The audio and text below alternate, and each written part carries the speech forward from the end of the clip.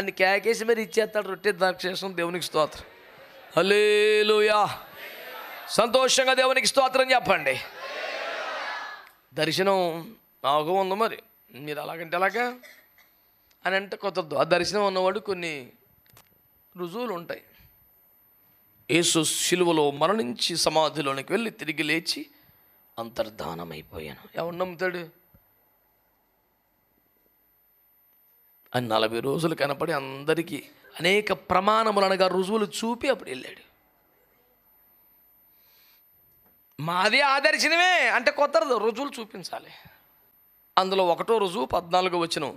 తన తమ్ముడు చెరపట్టబడినని విని తన ఇంట పుట్టి అలవర్చబడ్డ 318 మంది ఎంట పెట్టుకుని వెళ్ళి బీభత్సమైన పోరాటం చేశాడు. స్తోత్రం చెప్పండి. సర్వసైన్యముతో సర్వశక్తులు ఒడ్డి భీకరముకు పోరాటం